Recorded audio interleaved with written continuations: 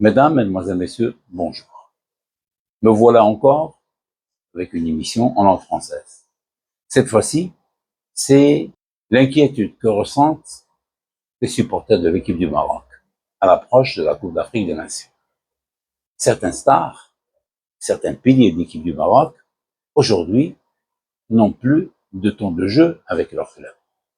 Le cas le plus flagrant est celui de Brahim Diaz. Lors de la Coupe du Monde des clubs aux États-Unis, on a vu Brahim Diaz restait beaucoup plus de temps sur le banc de touche plutôt que sur la pelouse. 78 minutes au total, alors qu'il y a des joueurs qui ont dépassé les 200 minutes. On parle du Turc Arda Güler qui a collectionné jusqu'à présent 240 minutes. C'est devenu même un élément clé dans le schéma tactique. Dès le premier match, il a misé sur le meneur du jeu turc. Ils voient en lui le successeur naturel de Luka Modric, qui a, comme vous le savez, décidé de quitter le club en commun accord. Après la Coupe du Monde des clubs, Luka Modric ira probablement au Milan. Donc, Xabi Alonso cherche un meneur du jeu, quelqu'un qui est capable de pouvoir faire ce rôle. Or, Brahim Diaz n'en est pas capable. Le profil n'est pas le même.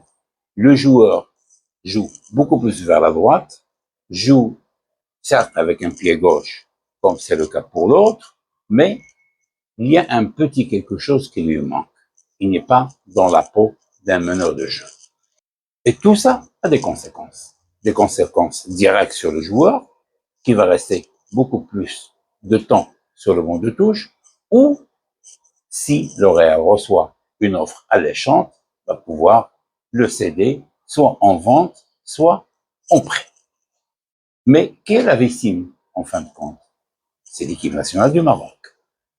C'est Walid Regragui, qui se voit obligé de trouver des solutions, à moins qu'il nous rassure encore une fois et qu'il adopte le même profil, la même politique, c'est-à-dire que le joueur joue avec son club, ou joue peu, ou ne joue pas, sa place au niveau de l'équipe nationale est assurée, garantie.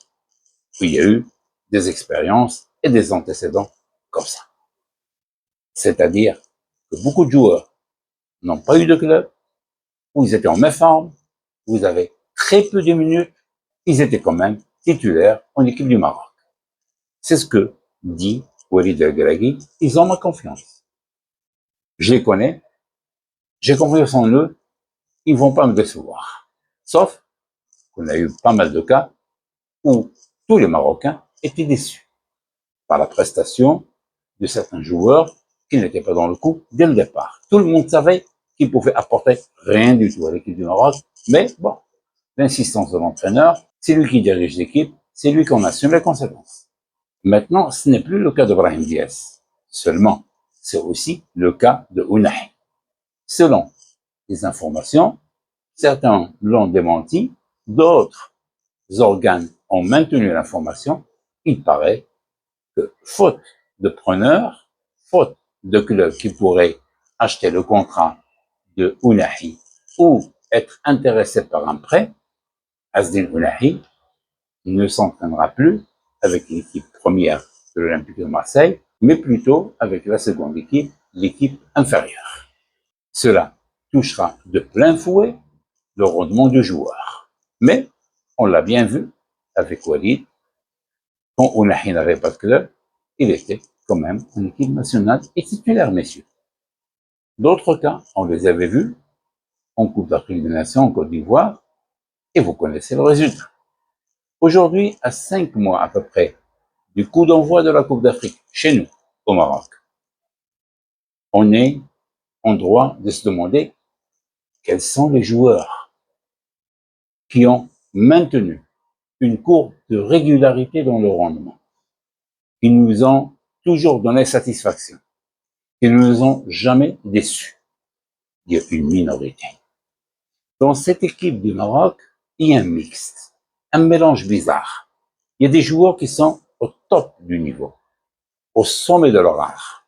On parle de Achraf Hakimi, on parle de Yassine Bounou, et des fois, on pourrait éventuellement leur associer Nusayr Mazraoui. Il y a une deuxième catégorie qui arrive à se maintenir, bon gré, mal gré. C'est le cas, par exemple, de Khanous, c'est le cas de Zelzeli, c'est le cas peut-être de Naïf Agard, même s'il a eu des problèmes de blessures. C'est peut-être le cas de Ayoub El-Kabi, qui n'a pas eu vraiment sa chance totale, et peut-être Rahimi et d'autres. Et il y en a ceux qui n'ont jamais convaincu, mais pourtant, ils sont tous là. Qu'ils jouent, qu'ils ne jouent pas, ils sont maintenus en équipe du Maroc. On parle de Sofiane Rabat, malgré que les gens le voient comme un joueur au milieu de terrain capable de pouvoir être un excellent relais, mais tout le monde s'accorde que le joueur est lent dans la relance. La transition reste à revoir carrément au niveau de l'équipe du Maroc.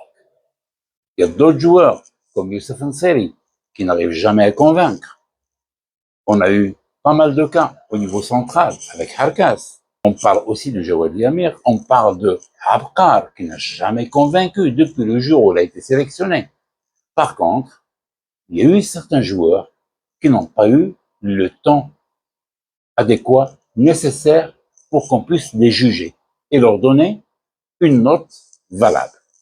On parle, par exemple, de Azdouzi, on parle de Tergaline, on parle de Richardson, on parle de certains joueurs de l'équipe olympique, même Saibari n'a pas eu le temps nécessaire de pouvoir jouer des matchs pleins.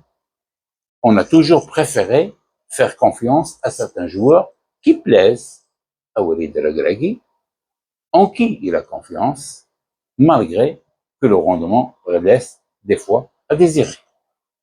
Aujourd'hui, à 5 mois du coup d'envoi de la Coupe d'Afrique, on est en droit de se demander quelles sont les ressources humaines dont disposera Walid El-Regragui, vu que certains joueurs pourraient passer les 5 mois à venir sur le banc de touche et n'auront que peu de temps pour s'exprimer sur la pelouse. Des joueurs clés dans des secteurs clés et qui sont censés être des meneurs de cette équipe du Maroc. Du pain sur la planche pour Walid El-Regragui, à moins que lui, comme il le dit souvent, j'ai mon équipe en tête, rien ne changera. Le jour J, je vais vous communiquer la liste. D'ici là, on va tous attendre. À la prochaine.